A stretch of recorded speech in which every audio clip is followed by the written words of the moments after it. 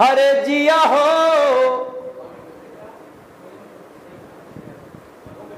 भारत के नौनिहाल, तनि धूमधाम से तनि झूम झाम के सच्चे मन से अपने राह पे कदम बढ़ावा ये भैया।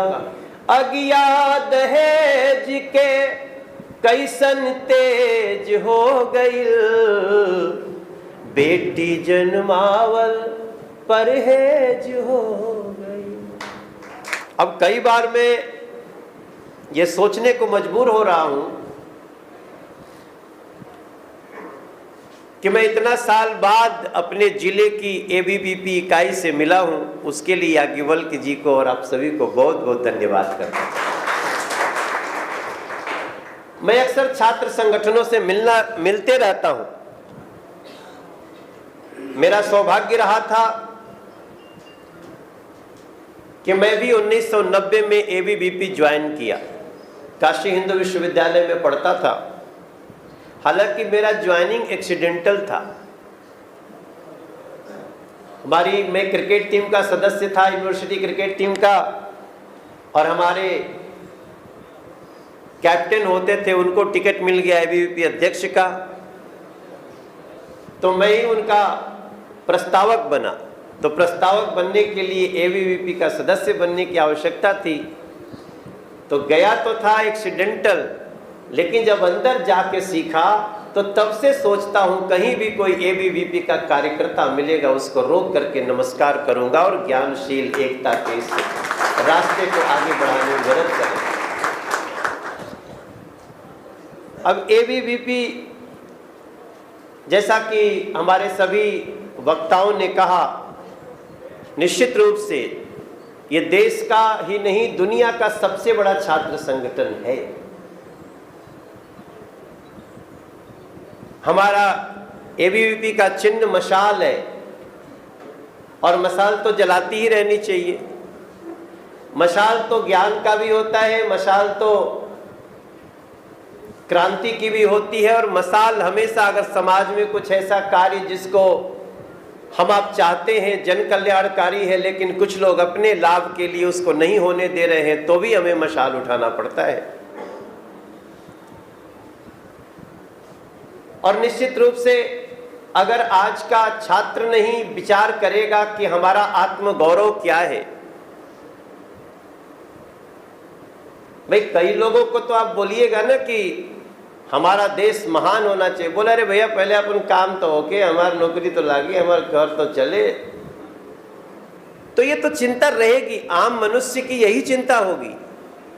लेकिन उसमें भी कई ऐसी कहानियों को बताया जा सकता है जहां लोगों को पता चले कि भाई आप खेल खेल में अपने देश को गौरवान्वित कर देते। जिस दिन आपके घर की कोई बेटी, आपका कोई बेटा, आपके घर का कोई सदस्य किसी क्षेत्र में अच्छा नाम कर दे, खेल में नाम कर दे, शिक्षा में नाम कर दे, तो आपका परिवार गौरवान्वित होता है कि नहीं होता है? होता ही होता है। तो ऐसी स्थिति में हमको केवल अपने मानस में बसा के रखना है, और उसके साथ ही अब देखो हम लोग तो जब छोटे छोटे अभी गांव में कथा वथा पंडित जी लोग कहवावत रहे, तब भी जब कुल हो जाए तो लोग अंत में कहे धर्म की जय हो, प्राणियों में सद्भावना हो, विश्व का। अब बताओ अतरवलिया में बैठल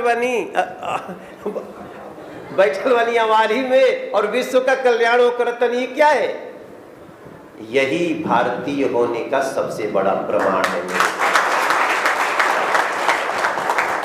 लेकिन वो बात अलग है कि भाई अचानक थोड़ी समझ में आ जाए। मुझे लगता है एबीवीपी से जुड़ करके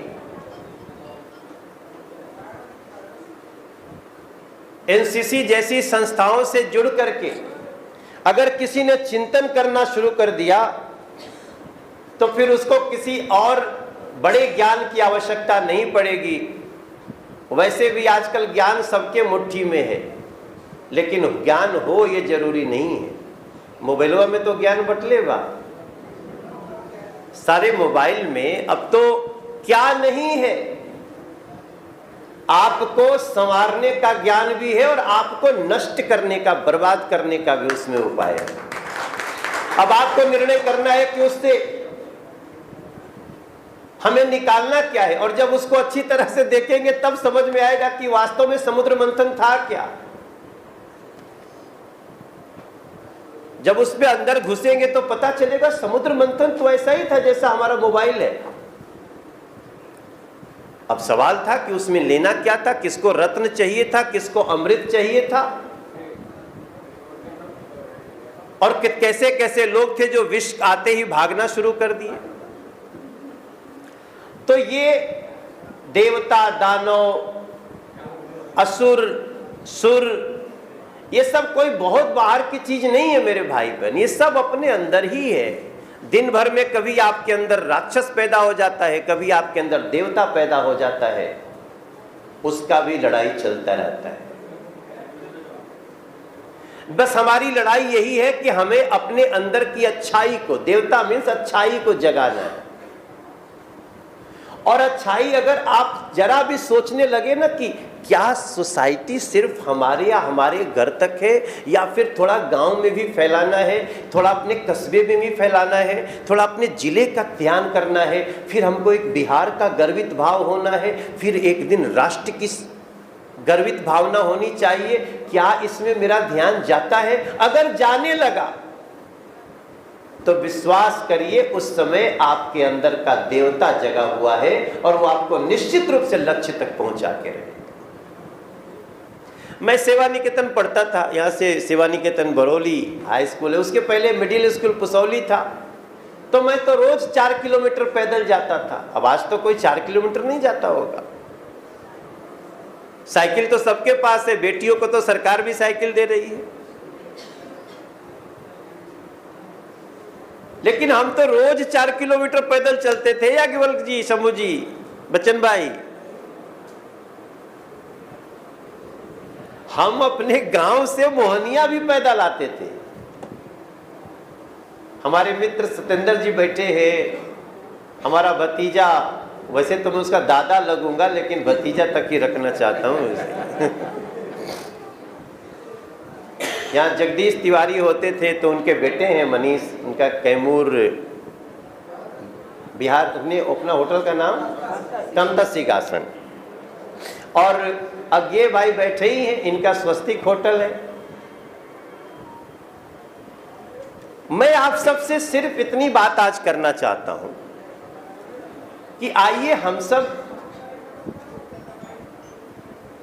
ब्रह्म बाबा को, काली माई को, शंकर जी को, डीवार को, सबको दिया बार चुके, बारते हैं। आज भी जो गांव में रहता तो बरते हमने के तो पूरा दिया ले लेके जाई जा, खोज खोज के कहाँ कहाँ पे ओकर सफाई करी जा, फिर दिया बारी जा। और मैं इस सब चीजों का गीत भी बना दिया करता हूं अपने लाइफ में। अभी मैंने पीछे एक गीत गाया, वो हमारी आत्मजीवनी थी। उसमें मैंने लिखा था कि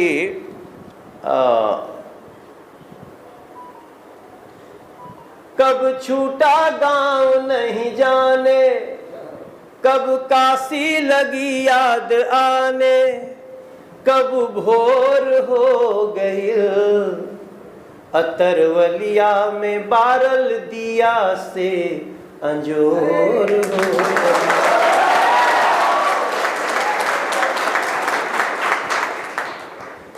तो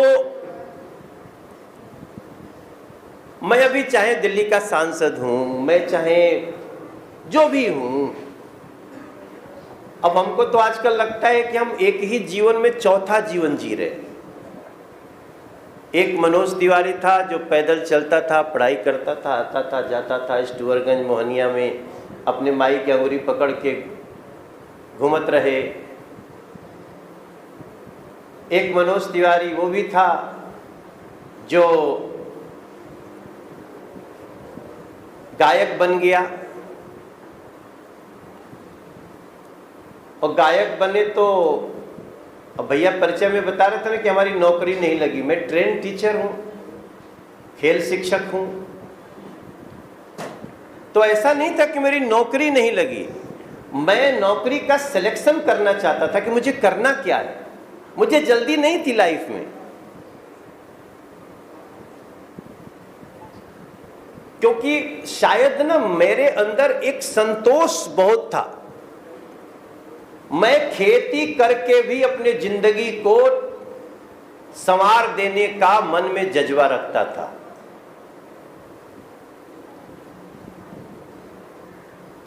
मैं छोटा था तब से मुझे गांव का महत्व समझ में आता था, तो इसलिए मैं चकाचौंध में भागने के लिए बहुत प्रेरित नहीं था,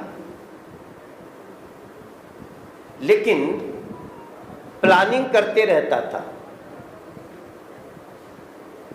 और वो प्लानिंग करते करते मेरे दिमाग में, जब मैं बहुत छोटा था तो मेरे मन में चलता था कि आपका व्यक्तित्व अच्छा होना चाहिए। अब जाकर के जब शहरों में गए तो उसको देखे, एक चैप्टर पढ़ाया जा रहा है पर्सनालिटी डेवलपमेंट। तो अभी तो पर्सनालिटी डेवलपमेंट में बहुत कुछ पढ़ाया जाता है, लेकिन जो पर्सनालिटी डेवलपमेंट में मिसिंग है, आज मैं उसकी चर्चा छात्र संवाद में करना चाहता हूं। पर्सनालिटी डेवलपमेंट किसको कहते हैं? पर्सनालिटी डेवलपमेंट क्या सिर्फ अच्छा कपड़ा पहनने को कहते हैं? क्या जिम में जाकर के अच्छा बॉडी बन जाए उसी को कहते हैं? ये भी हो सकता है, ये भी जरूरी है, क्योंकि कई मायने में हम लोग देखिए आज हमारा जो बातचीत होगी हमारी बिहार फोकस होगी। अब हम बिहार के अपने लोगों को तो जितना बिहार में नहीं मिलते उससे ज्यादा बिहार के बाहर मिलते हैं। मैं 6 कंट्री में हर साल जाता हूं। मैं मॉरिशस जाता हूं। मॉरिशस एकदम समंदर के बीच में एक छोटा सा बिंदी जैसा लगता है, पूरा खोलेंगे तो दिखाई नहीं देगा। लगभग इस समय 15 लाख की आबादी है मॉरिशस की, लेकिन वहां के जो प्रधानमंत्री और राष्ट्रपति बनते हैं वो 200 साल पहले बिहार से ही गए हुए लोग। एक सूरीनाम देश है, साउथ अमेरिका का बिल्कुल कोना है। वहां भी अभी आप जाएंगे तो किसी का नाम रहेगा क्रिस राम खिलावन, टी राम लखन।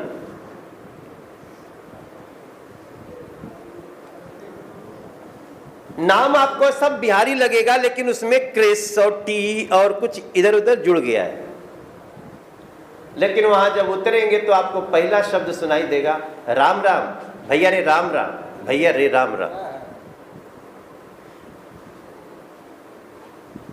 वो आज भी परिवार नहीं बोलते, परिवार बोलते हैं, परिवार। अरे तुर गांव बिहार में तू परिवार बा, हमर के परिवार बा। क्या था?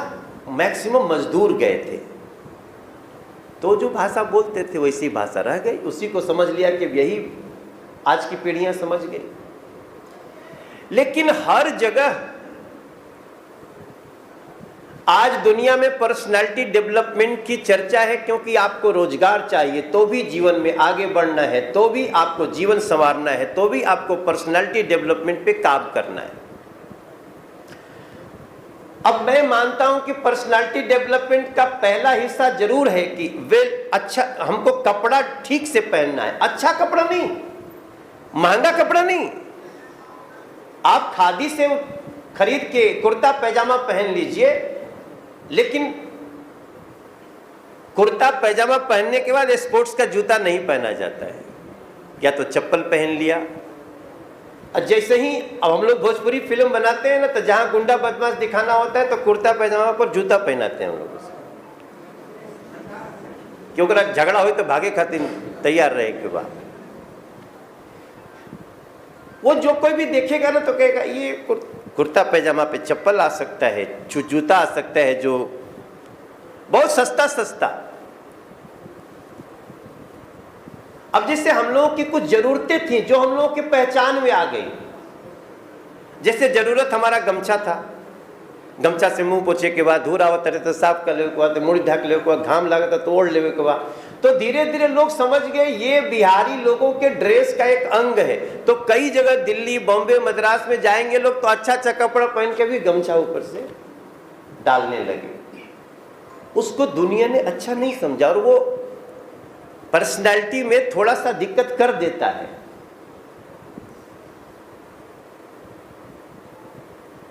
सिंपल ड्रेस हो और ड्रेस का सेंस भी आता है आजकल। अब मान लो कि सफेद कुर्ता पहनने वाला और लाल पैजामा पहन लो तो ऑफ कोर्स देखो आप भी हंस रहे हैं ना उसको। तो कितने लोगों को पता नहीं, बोले कपड़ा से कट देह तो ढकाइल बना, देह तो ढका ही रहता है दोस्त हमें अपने। लेकिन ये तो एक छोटा सा पार्ट है। दूसरा क्या है? दूसरा मेरी मां बताती है। अब दूसरा जो चैप्टर है ना पर्सनालिटी डेवलपमेंट का, वो बड़ा अच्छा है, सबसे महत्वपूर्ण है। जैसे मैं बीच में आजकल एक गाना भी बना रहा हूं कि माई हमार पढ़ल नहीं खे बाकिर हमरा के पढ़ावे ले, पाप का पुण्य का रोजे सिखावे।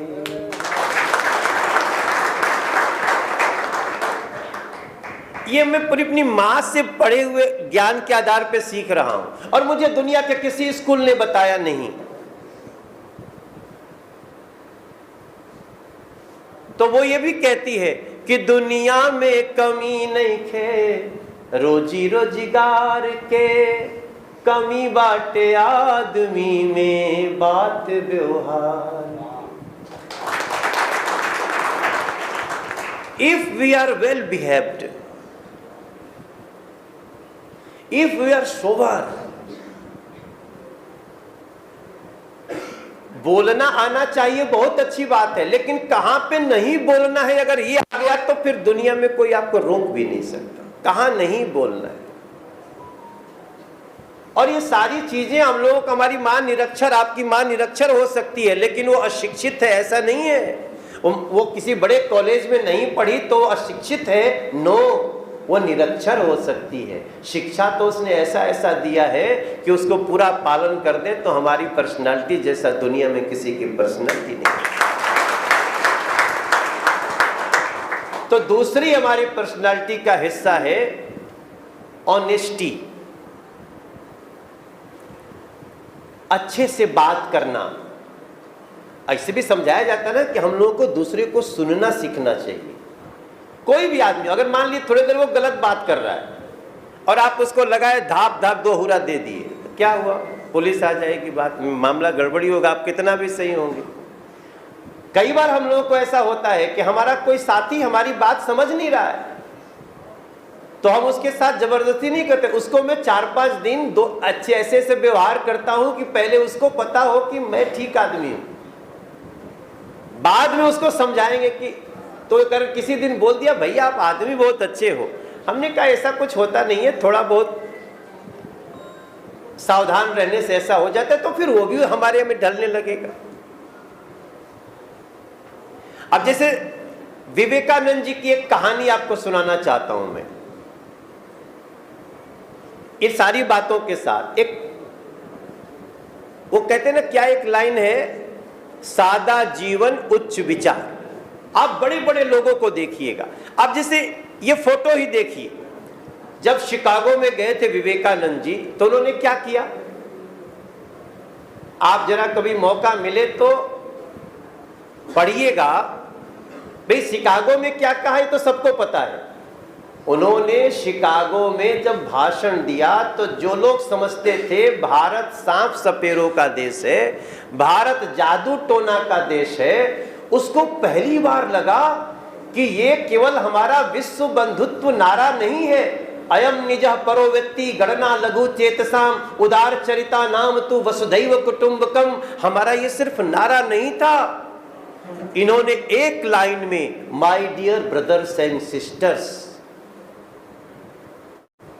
तो सब किसी ने लेडीज एंड जेंटलमैन तो सुना था, ब्रदर्स एंड सिस्टर्स का भी संबोधन हो सकता है।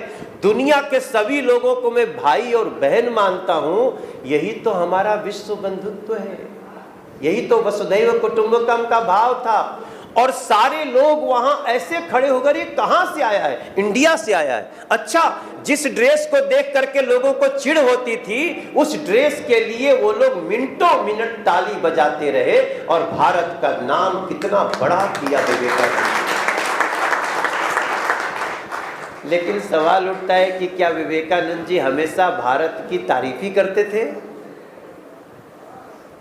आप अगर स्टडी करेंगे तो देश में आने के बाद स्वामी विवेकानंद जी देश की कई कमियों को उठाते रहते थे।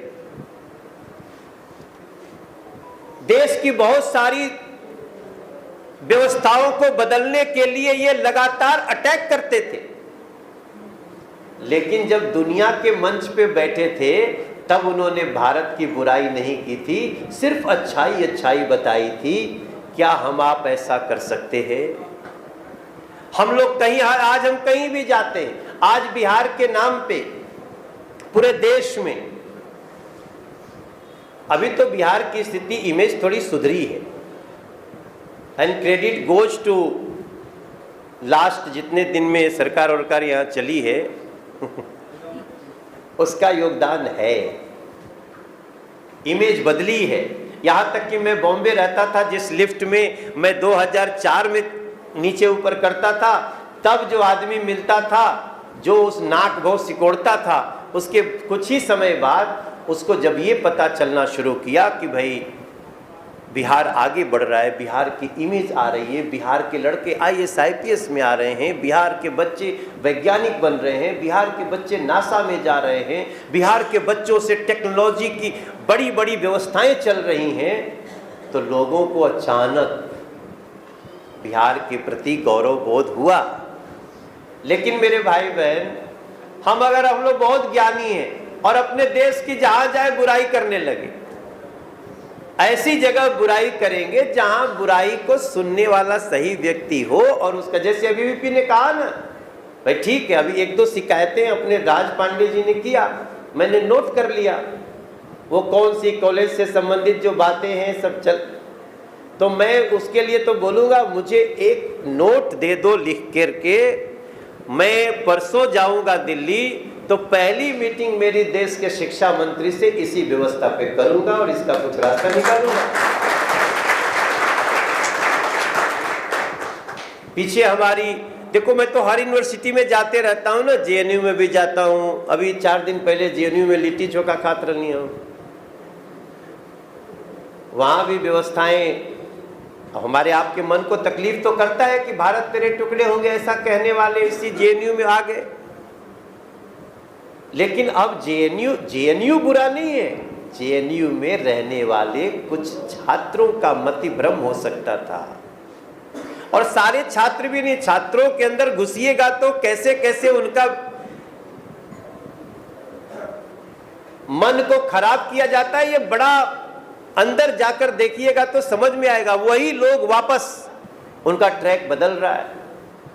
तो मूलतः हम लोगों को एक भाव रखना है कि भाई अपन बिहार के बहरे जाके बुराई नहीं करे के, अपन जिला के हमनी के नहीं तारीफ कर जाए, कैमूर के गाथा नहीं लिखल जाए, तो कैसे दूसर कोई हमनी के गाथा लिखे? इसको कहते हैं सकारात्मक भाव। शिकायती भाव भी रखना है, लेकिन शिकायती भाव अपने घरवा में अपने शिकायत करल जी तो फिर तो गड़बड़ हो जाए। अपना गौरव हमें खुद बढ़ाना पड़ेगा, ऐसा मेरा मानना है। बाकी तो इसी सकारात्मक भाव से हम लोग बहुत कुछ पा सकते हैं। यहां तक कि मैं जब कभी याज्ञवल्क्य जी आपसे मिलूंगा तो कई लोग होते हैं ना जो कुछ ऐसा काम करना चाहते हैं कि हमारी नौकरी लग जाए, तो हम लोग नौकरी भी लगा सकते हैं। साल भर में 500 आदमी का तो डायरेक्ट अपने ही से लगा सकते हैं। उसके लिए क्या चाहिए? थोड़ा सा स्किल्ड चाहिए। मैं ABVP को आपको मैं बोल सकता हूं, मुझे 500 लोग दीजिए हर साल, और मैं कैमूर जिले के भाव से 500 लड़कों को 25 से 40 हजार तक की नौकरी करा सकता हूं। बस उसके लिए उन बच्चों को हम जरा सा 1 महीना अपने साथ घुमाना चाहते हैं। 1 महीना में तो हम बहुत लोगों के स्किल का देहिला। समस्याएं हर जगह है। समस्याएं तो अभी भारत 2047 की कल्पना कर रहे हैं हम लोग आज। अभी अमृत महोत्सव चल रहा है ना, तो अमृत महोत्सव 75 से शुरू हुआ और कब तक चलेगा? 100 साल तक। तो जरूरी तो नहीं कि आज जो भी कल्पना कर रहा है 100 साल का, वो 100 साल बाद माने 2047 में रहेगा। लेकिन व्यक्ति रहे न रहे, विचार रहना चाहिए। उसके लिए मैं एबीवीपी को बहुत धन्यवाद देना चाहता हूँ, प्रणाम करना चाहता हूँ। उस विचार के लिए मेरा मन किया कि भैया आज थोड़ा सा मिला जाए। तो मेरे पर्सनालिटी डेवलपमेंट के इस थॉट में कोई दूसरा आपको ज्ञान नहीं देगा, खुद से लाना है। वो कहते हैं ना कि सीखे के भाव होके जीभ पे लगाम हो। अब पता चले ऐसे छोटी छोटी बात पे इतना बोल दिया कि जिसके साथ रहना है, जिस कंपनी में काम करना है, वो लगे यार ये बड़ा बहुत बोलता है, बड़ा बुरा गुस्सैल है। तो गुस्सैल आदमी को कोई रखता है? नहीं रखता। ये सारी चीज, ऐसा नहीं कि कोई व्यक्ति जन्मजात गुस्सैल होता है। ये सब कई बार ऐसा होता है कि संग साथ से भी बिगड़ जाता है। तो मेरे भाई बहन, हमारा आज का आपसे मिलने का ज़्यादा चीज़ आपको देने का नहीं था, मुझे आपसे लेना था। और आपसे हमें ये लेना है कि भैया आज हम देख लिए कि ये जो सभा है, यहाँ एबीवीपी के जितने लोग बैठे हैं, कुछ लोग एबीवीपी से बाहर के भी हैं, कुछ पूर्व भी हैं, पूर्व में एबीवीपी रहे होंगे, और कुछ ऐसे सामान्य लोग होंगे।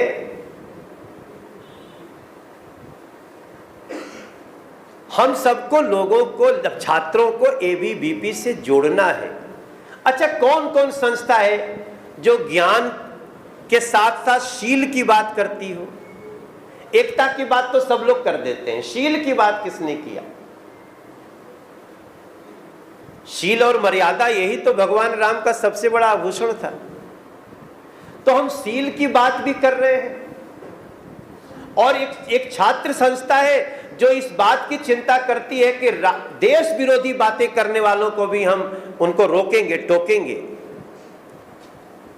रोकने टोकने से तो बहुत कुछ हो जाता है। तो मेरा आज के दिन आप सबसे सिर्फ इतना निवेदन है कि हम लोग अपने को तो जागृत करना ही है, लेकिन मुझे लगता है कि हम लोग आसपास के समाज में भी ध्यान रखना है। ध्यान रखने का मतलब आप पुलिस का काम तो नहीं कर सकते हैं, लेकिन कई बार उनको ऐसी बातें समझा सकते हैं जिनको ये बताया जा सकता है कि भाई देखो, ये जो तुम कर रहे हो इससे तुम्हारा फ्यूचर बाधित हो सकता है। और जहां फ्यूचर बाधित होने वाली चीजें रोकना है उसको। आप लोग तो, अब वैसे मेरा गाना तो, जो गाना चर्चित है सब सुने होंगे, जिया हो बिहार के लाला सबे सुन ले होई, रिंकिया के पापा सबे सुन ले होई, सुनते हो। लेकिन हमने कुछ ऐसे भी गाने गाए हैं जो सुना बहुत लोगों ने, लेकिन शायद उनको उसका मतलब नहीं समझ में आया होगा पूरा कि मनोज तिवारी क्या गा रहा है। अब सोचो, मैं 1997 में भ्रूण हत्या के खिलाफ गाना गाता था। कौन सिखाता था हमको? किसने बताया कि मनोज तिवारी तुम भ्रूण हत्या के खिलाफ गाओ? नहीं, हमारे मन में आया। रिश्तेदार लोग बताते थे कि उनका अल्ट्रासाउंड भइल बा, पता चलल कि पेट में लड़की बिया, तो सफैया करा दे। क्या ऐसी बातों से हमको तकलीफ हो सकती है? ऐसी बातों से हम दो परिवार को भी समझा सकते हैं, अरे बेटा हो या बेटी, आने दो उसको। सृष्टि चल रही है, सृष्टि को डिसबैलेंस मत करो। तो हमने 1997 में गाना गाया था, पता नहीं आप लोग को याद नहीं होगा। अज्ञात दहेज के कैसन तेज हो गई, बेटी जन्मावल परहेज हो गई।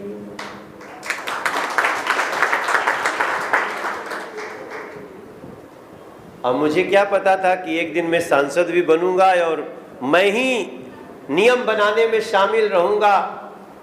बेटी बचाओ बेटी पढ़ाओ अभियान शुरू होगा, हर जिले को 1 करोड़ रुपया जाएगा। इसमें कितनी सारी चीजें बेटियों के एंगल से होगी। जन्म होते ही सरकार कुछ देगी, कुछ पिता देगा, माता देगी, ऐसा कौन सोचा था। बेटियों को साइकिल मिलेगी, इतना बढ़ाया जाएगा कि अच्छी बातों का अगर आप समर्थन करते हैं तो उसके पक्ष में बोलिए, अमर्यादित मत बोलिए, मर्यादित बोलो। मर्यादा और विनम्रता से बोली हुई बात जितनी असर करती है उतनी असरकारक बात अमर्यादित ढंग से और गुस्सैल ढंग से बोलने से नहीं हो सकती। हम तो अपने क्लास के अध्यापक जो हमारे पढ़ाते हैं उनसे भी हम बहस कर सकते हैं, लेकिन मर्यादा में। कल मैं बात कर रहा था किससे, परसों, हाँ, जेएनयू के एक प्रोफेसर से बात कर रहा था। हमने बोला कि आजकल पढ़ते हो कि नहीं आप लोग? बोले अब पहले से ज्यादा पढ़ना पड़ता है। मैंने कहा क्यों? बोले कि हम क्लास में हम बेवकूफ बन जाते हैं कभी कभी, क्योंकि बच्चे ज्यादा हमसे गूगल पे पढ़ के आ जाते हैं और वैसे में हमारी झंड हो जाती है। तो इसका मतलब कि बच्चा बदतमीजी थोड़ी कर रहा है। उसने धीरे से पूछा कि कोई सिद्धांत पूछ दिया, वो डार्विन का सिद्धांत पूछ दिया और उसमें इतना पक्ष पढ़ के आया है कि थोड़ी नई बात नहीं आई, तो कह सकता है कि सर ऐसा नहीं, ऐसा भी तो हुआ होगा। तो एक बार तो जो अध्यापक सोचेंगे ये लगता है ज्यादा पढ़ लिया, लेकिन हमने अशिष्टता नहीं की, हमने अपनी बात पहुंचाई।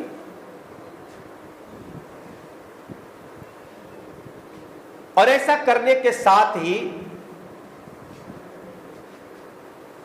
हम लोग थोड़ा थोड़ा जो समाज में जो हम चाहते हैं कि समाज ऐसे ही हो, समाज के लोग ऐसे ही हों, जियो और जीने दो कहने में तो छोटा लगता है, छोटी बात थोड़ी है। कितने लोग आजकल जी तो रहे लेकिन कह रहे तुमको जीने नहीं देंगे। ऐसी बहुत सारी आपको एग्जाम्पल्स मिल जाएंगी। तो उनके लिए तो फिर कहीं ना कहीं छात्र शक्ति को भी खड़ा होना पड़ेगा, उसके लिए फिर एबीवीपी के राज पांडे को धारना पड़ेगा, याज्ञवल्क्य शुक्ला जी को कुछ मीटिंग करनी पड़ेगी। मेरा मानना है कि हमेशा ग्रुप डिस्कशन होना चाहिए, लोगों की बातें एक दूसरे के पास आनी चाहिए। ये भी एक पर्सनालिटी डेवलपमेंट का बहुत बड़ा हिस्सा है। सिर्फ अपनी मत चलाओ, दूसरों की सुनना भी है। हो सकता है कि दूसरा का कोई एक विचार आपके बड़े विचार को एक नया दिशा दे सकता है। ऐसा मैं मानते हुए मैं आप सब लोगों से इतना निवेदन करता हूं कि हमारे आज के इस दीपावली पर हुए मीटिंग को आप ये मत समझना कि दीपावली पर हमको ये कार्यक्रम रख दिया गया। ये हमारे हिसाब से अगर ऐसी दिवाली हर साल आती है तो इससे बढ़िया कुछ नहीं हो सकता। अपने बिहार पे भी गर्व करना है। हमारा जो गाना है जिया हो बिहार के लाला, उसका अंतरा किसी ने ध्यान से नहीं सुना, मुखड़ा तो सब सुने हैं। ओ जिया हो बिहार के लाला, जिया तू 1000 साल, जिया तू 1000, तनी नाची के तनी गाई के। नाची गाई मतलब खुश होकर के, अच्छे मूड में, सबके मन बहलावा रे भैया, दूसरों को भी खुशी देनी। अंतरा क्या है? तू माटी के लाल रे लाला भैया भैया भैया। अपने पे हमें गर्व करना है। तोरा पूर्वी शान निराला भैया भैया भैया, तेरे पुरखे जिए अंधेरा और तूने जना उजाला। ऐसा बनना है ना हमको। तेरे पुरखे जिए अंधेरा और तूने जना उजाला, तेरे गोड़ पखारे गंगा, तेज से है आग झुलसता, तेरे कंधे चढ़ के सूरज आकाश में रोज निकलता। हम पूरब वाले हैं भाई, पूरब से ही तो सूरज निकलता है ना, हम क्यों ना सोचे हमारे कानी पर चढ़ के निकलता को। पूरब के बेटा, पूरब के बेटी, पूरब की संतान।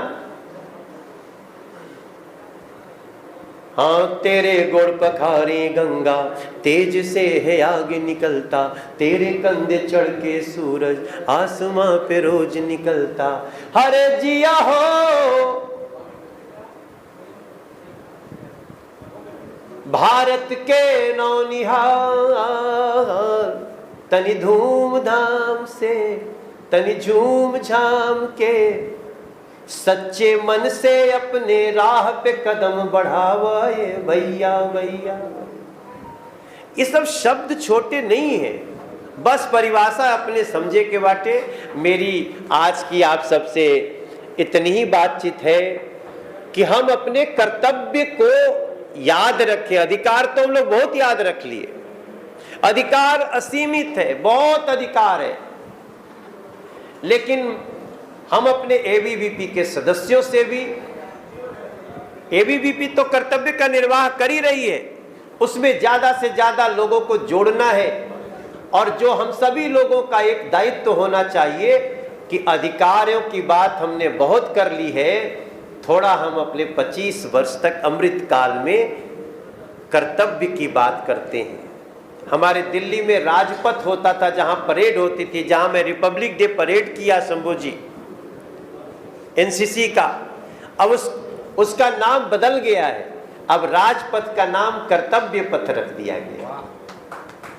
तो किसी बहाने भी तो आएगा ना, लेकिन सिर्फ नाम बदलने से तो नहीं होगा, हम लोगों को उस कर्तव्य पथ पे चलना भी होगा।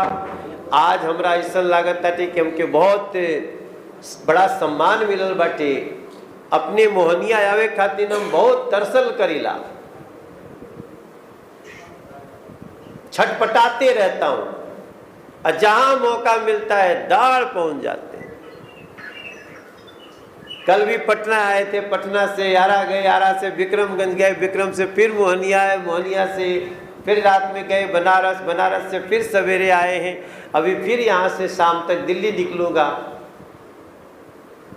लेकिन कहे न कि हाथी घूमे गाँवे गाँव, जेकर हाथी ओकर नाव, कहीं भी जाए जे तक कैमूर तक कपड़ा पर लिखले बाटे हमनी के बेटा।